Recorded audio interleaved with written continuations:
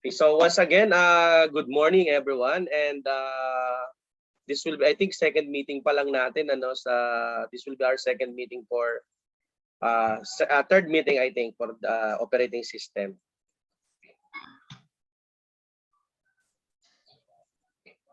Okay, so of course, as I mentioned last time, that operating is an intermediary between users and computers. Now, the operating systems are those programs that interface the machines with the application program. So the main function of this system is to dynamically allocate the shared systems resources to the executing program. So as such as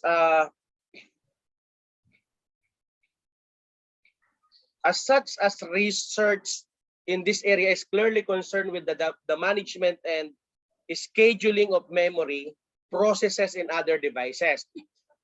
But the interface with adjacent levels continues to shift with time. So functions that were originally part of the operating systems have migrated to the hardware. So on the other hand, or on the other side, program functions extraneous to the problems being solved by the application programs are included in the operating systems. So with this semester, no, we begin our study of operating system with, of course, the brief history. No, the history is itself interesting and also serve the purpose of providing an overview of operating system principles. So we examine the objectives and functions of the operating systems, and then we look at how operating systems have evolved from primitive batch systems to sophisticated multitasking, multi-user system. So the remainder of the discussion for the entire semesters will be at the history and general characteristic of two operating systems that serve as example throughout, no, the discussion. So all of the material will cover all of the topics that I'll distributed must be discussed for the entire semester. Again, an operating system is a program that controls the execution of application programs and act, no, as an interface between application and the computer hardware. So it can be thought of having three objectives. So number one, convenience. No, an operating system makes a computer more convenient to use. Number two, efficiency, no, because an operating system allows the computer system to resources to be used in an efficient manner. And number three is ability to evolve. So an operating system should be constructed in such a way as to permit the effective development, testing, and introductions of a new system functions without interfering with service.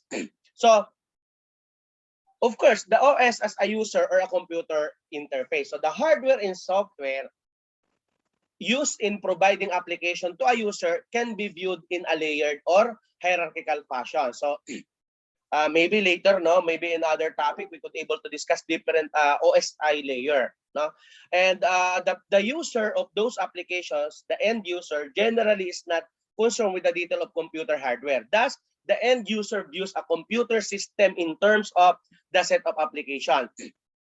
So an application can be expressed in programming language and it is developed by an application programmer. So if one were to develop an application program as a computer hardware, one would be faced with an overwhelmingly complex undertaking.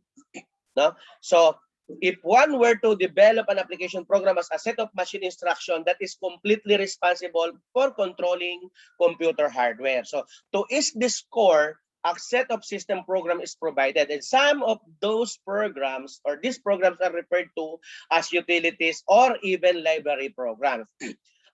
This implement, no, frequently used functions that assist in program creation. So the management of files and the control of input-output devices. So as programmer, no, because you are a computer science student, so we will make use of these facilities in developing an application and the application itself. while it is running. So will invoke the utilities to perform certain functions. And the most important collection of system program comprises the operating system, because the operating system marks the details of the hardware from the programmer and provides the programmer with a convenient interface for using the system.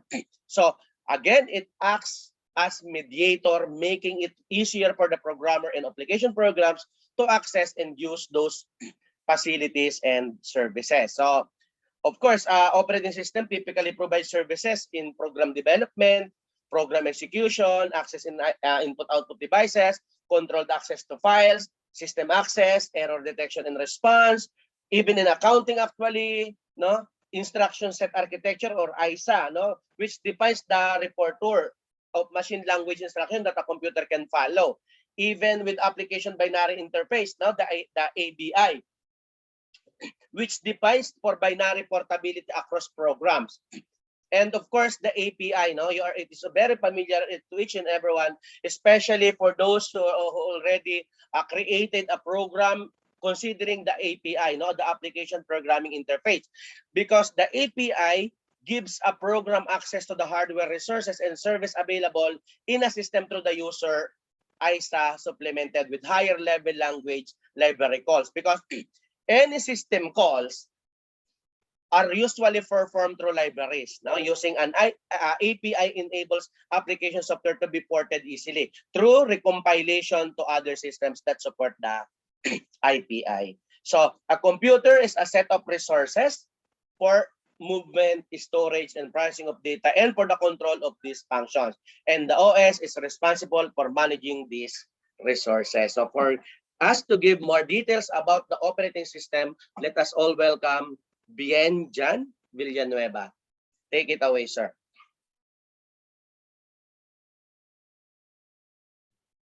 Good morning po, sir, and good morning, classmates. Narinig niyo ba ako? Yes. This is my report, operating system. An operating system is an interface between a computer user and computer hardware. An operating system is a software which performs all the basic tasks like file management, memory management, process management, handling input-output, and controlling peripheral devices such as disk drives and printers. An operating system is a program that acts as an interface between the user and the computer hardware and control the execution of all kinds of programs.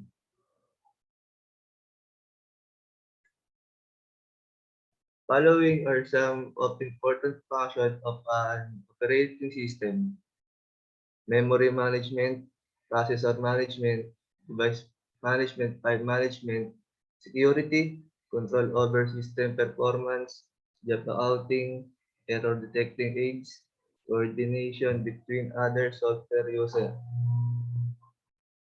Memory management. A memory management refers to management of primary memory or main memory. Main memory is a large array of words or bytes where each word or byte has its own address.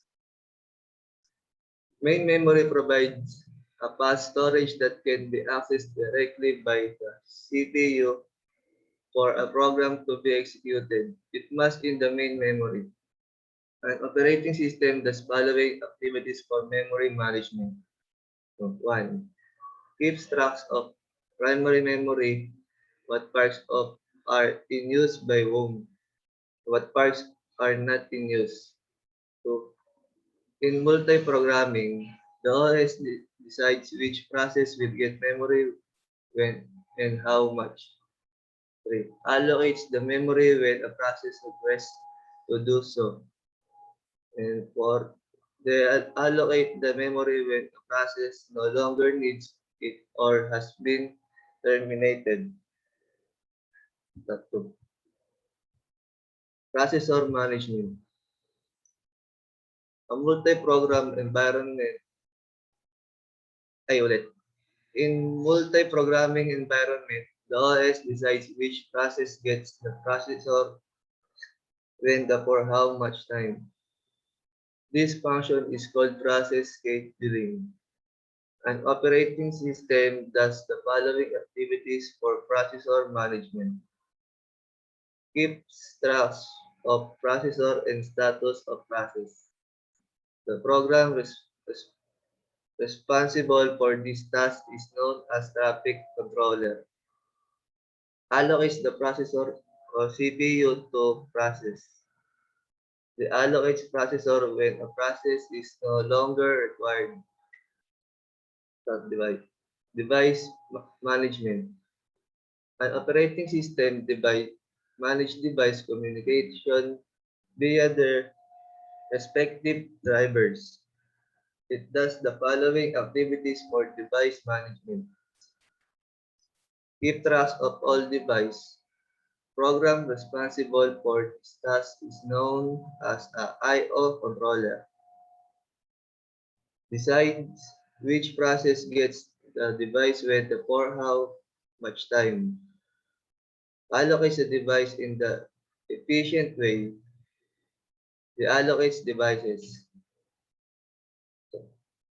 File management.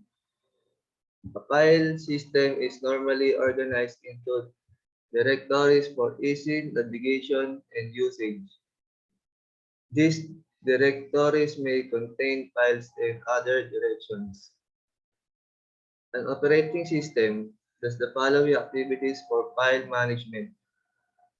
Keep track and keep track of information, location, uses, status, etc. in collective facilities are often known as file system. Decides who get the resources. Allocates the resources. Allocates the resources. And ito yung mga other important activities. Following are some important activities of an operating system performs. Security. By means of password and similar other techniques, it prevents unauthorized access to program and data. Control over system performance. Recording delays between requests of a service and response from the system. Ito po. Job accounting. Keeping track of time and resources used by various jobs and users. Error detecting aids. Production of dumps, traces, error message, and other debugging and error detecting aids. Coordinating between other software and users. Coordination and assignment of compilers, interpreters, assemblers, and other software to the various users of the computer system. Ay, sir, yan lang.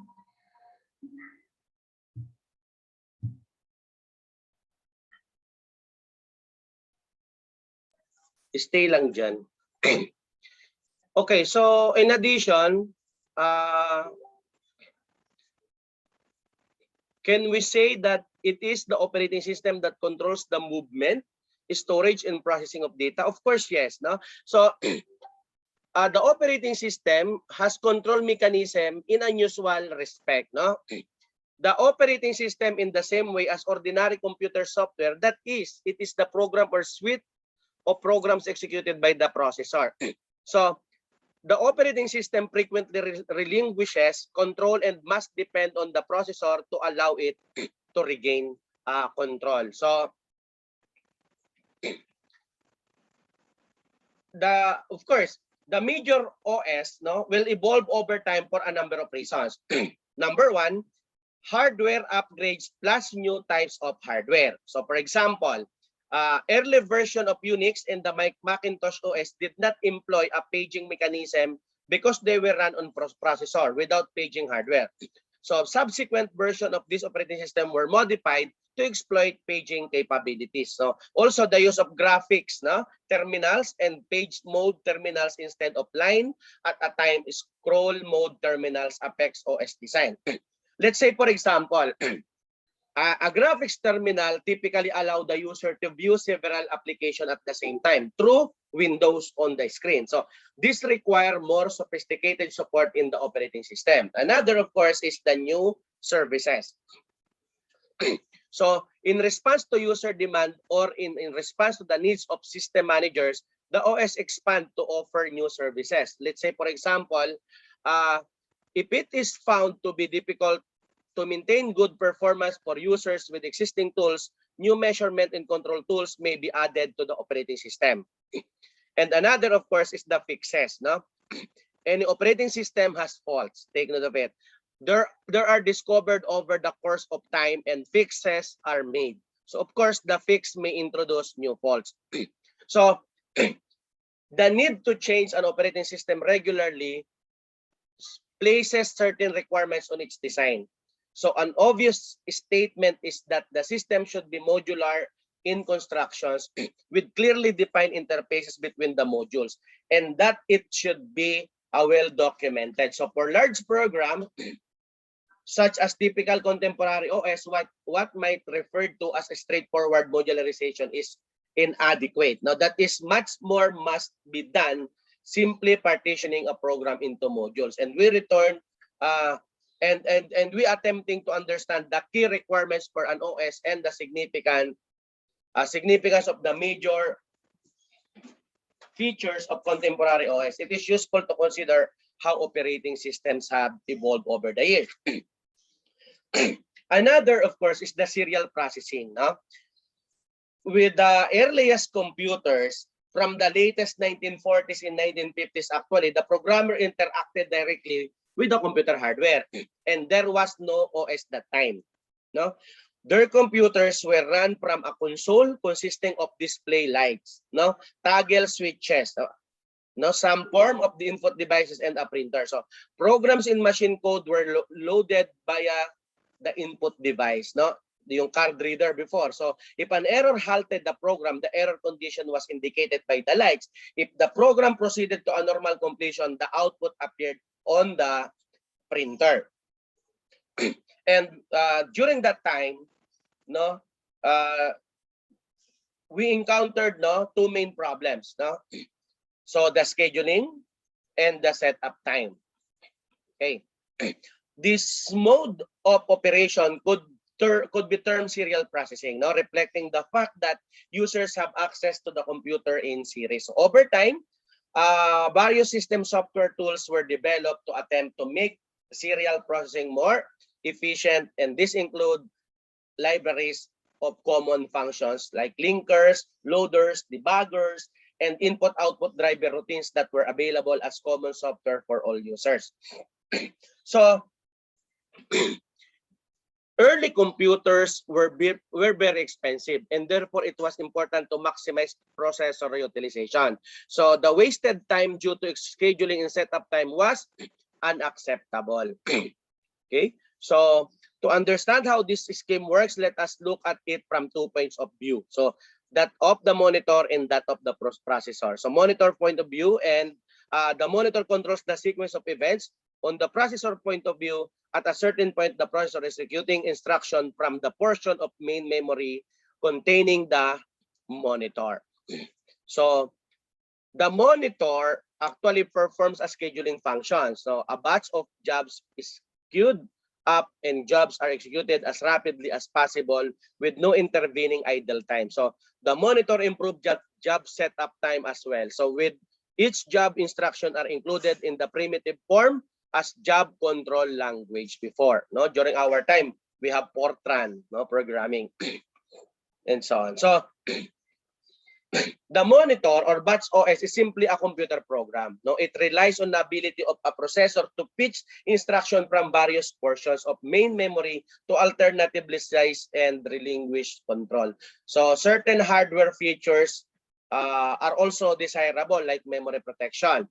So while the user program is executing, it must not alter the memory area containing the monitor. So if such an attempt is made, the processor hardware should detect an error and transfer control to the monitor. So the monitor would then abort the job, print out an error message, and load in the next job. So the timer, a timer is used to prevent a single job from monopolizing the system. The privilege instruction in certain machine level instruction are designated privilege and can be executed only by the monitor. We have also interrupts, because early computer models did not have this capability. So this feature gives the OS more flexibility in relinquishing control to regaining control from the users. Consideration of memory protection in privilege instruction lead to the concept of modes of operations. No. Bawal tong ko yun.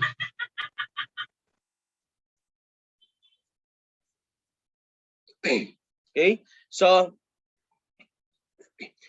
a user program execute in a user mode in which certain areas of memory are protected from the user's use and in which certain instruction may not be executed. So the monitor execute in a system mode or what has come to be called kernel mode, in which privileged instruction may be executed and in which protected areas of memory has been accessed.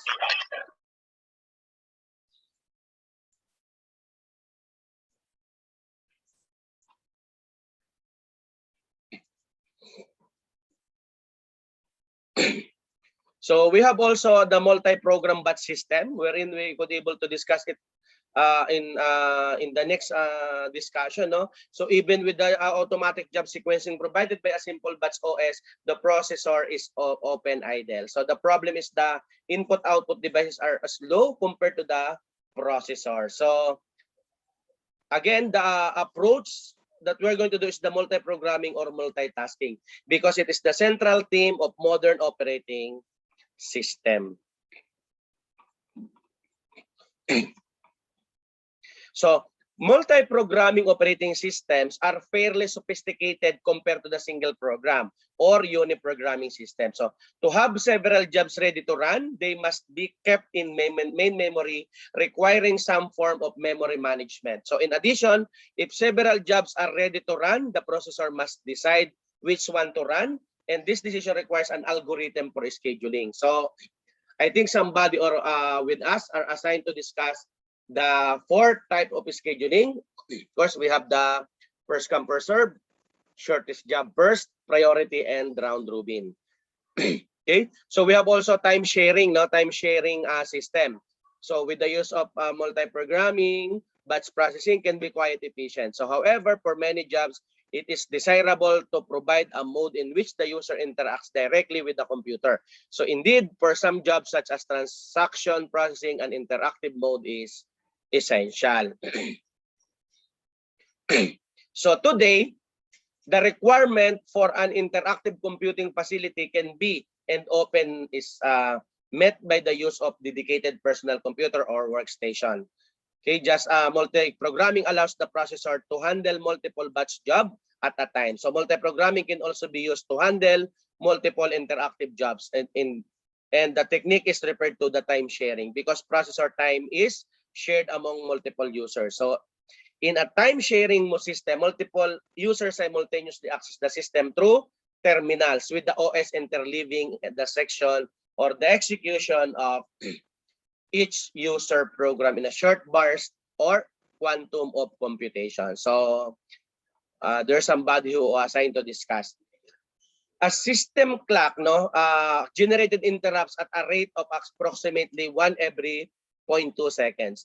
So at each clock interrupt, the OS regain control and could assign the processor to another user. And this technique is known as the time slicing. So thus at a regular time is intervals, the current user would be preempted and another user loaded in. So to preserve the old user program status for later resumption, the older user program and data were written out to this disk before the new user programs and data were read in. So subsequently, the old user program code and data were restored in main memory when the program has next given in turn.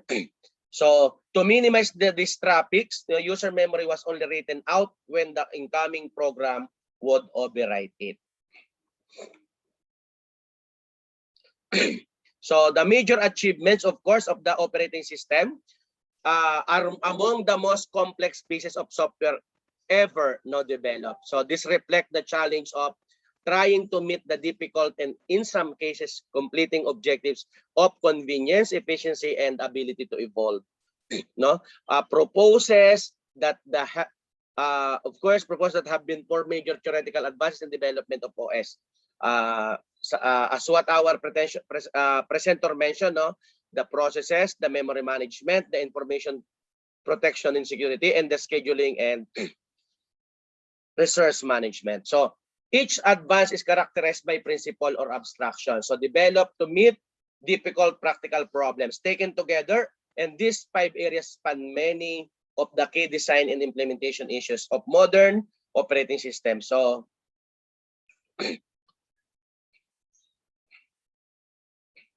we have also what we call memory management, of course, the process isolation, automatic allocation and management, support of modular programming, protection and access control, and long-term storage.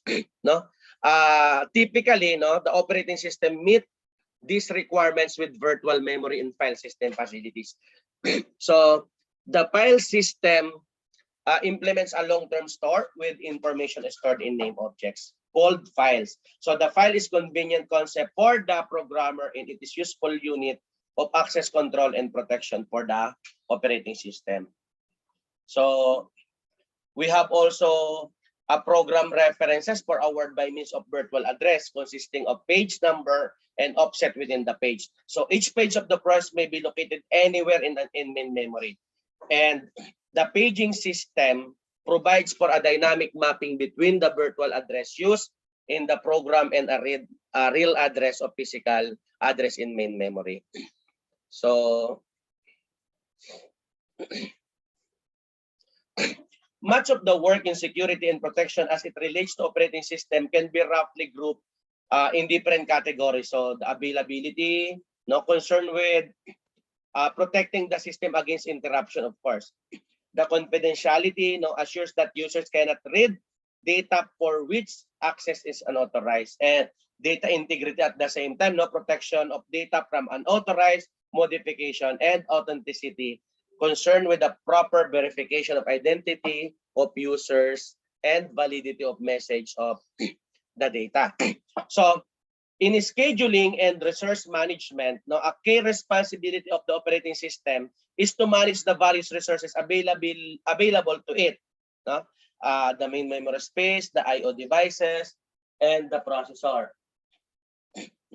So and to schedule their use by the various active processes. Any resources allocation and scheduling policy must consider different factors: the fairness, differential responsiveness, and the efficiency. Because scheduling and resource management are essentially operation research problems, and the mathematical results of the discipline can be applied. In addition, measurement of system activity is important to be able to monitor performance and make adjustment.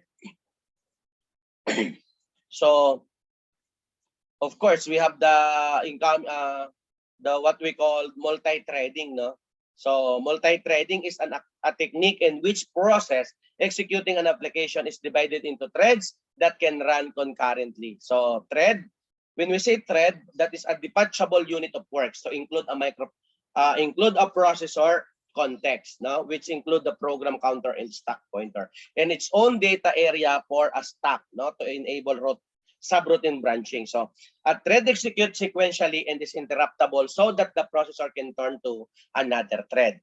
Another is the process, of a collection of one or more threads and associated system resources, And this corresponds closely to the concept of a program in execution by breaking a single application into multiple threads. And the programmer has great control over the modularity of the application and the timing of application-related events. Multi-threading is useful for applications that perform a number of essentially independent tasks that do not need to be serialized. Let's say, for example, a database server that listens for and processes numerous client requests. So with multiple threads running within the same process, switching back and forth among threads involves less processor overhead than a major process switch between different processes. So threads are also useful for structuring processes that are part of the operating system kernel as described in subsequent chapters. No? On the other hand, the symmetric multiprocessing or the SMP is a term naman that refers to a computer hardware architecture. No, it also to the OS behavior that exploit that architecture. So the OS of an symmetric multiprocessing schedule processes or threads across all of the processor. So SMP has a number of potential advantages over uniprocessor architecture. So like performance, availability, incremental growth, and scaling. It is important to note that these are potential rather than guaranteed benefits. No? The OS must provide tools and functions to exploit the parallelism in the SMP system. So multi-threading and SMP are often discussed together, but the two are independent facilities. No? So even on a uniprocessor system, multi-threading is useful for structuring application and kernel processes. An SMP system is useful even for non-threaded processes because several processes can run in parallel. However, the two facilities complement each other and can be used effectively together.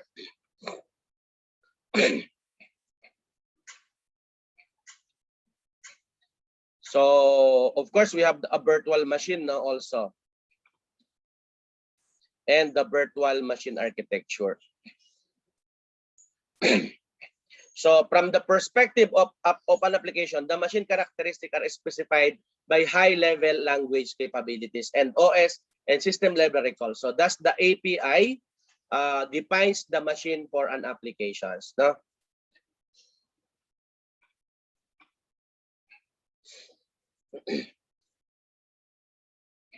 We have also what we call the SMP operating system, no, include the simultaneous concurrent process and threads, scheduling, synchronization, memory management, as what our presenter mentioned, reliability and fault tolerance. No? Then multi-core OS considerations is also because when it comes to parallelism within application, most application can in principle be subdivided into multiple tasks that can execute in parallel. With this task when being implemented as multiple processes, perhaps it's with multiple threads. So the difficulty is that the developer must decide how to split up the application work into independently executable tasks.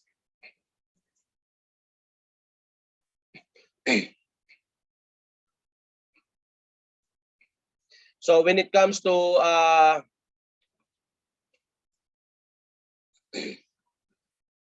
Windows and graphics system, no, I think you are also heard Windows or the operating system organizations. No, Windows has a highly modular architecture. No, each subsystem or each system functions is managed by just one component of the OS. So the rest of the OS and all application access that functions through the responsible component using standard interfaces. So in principle, any module can be removed, upgraded, or replaced without rewriting the entire system or its standard application program interfaces.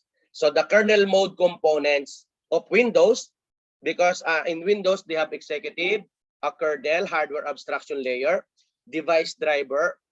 So we are all familiar with device driver, especially if we wanted to install our printer, scanner in our computer, no. But at present we have an automatic installation, no. IO manager, cache manager, object, plug and play, no, plug and place devices, power manager, security references, virtual memory, process thread manager, configuration manager, and advanced local procedure call. So when it comes to user mode processes, we have the special system processes, no, service, environment subsystem, and user applications.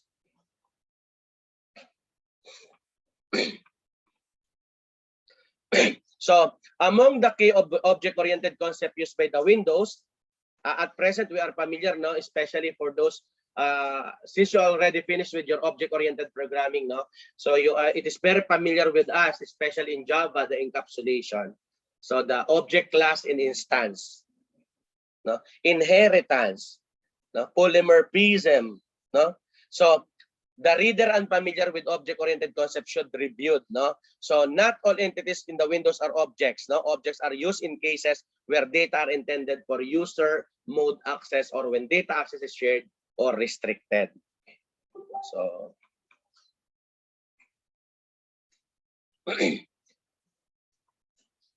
actually we have a new input with different Windows application when it comes to performance, reliability, energy efficiency, security, thread improvements, and others, no.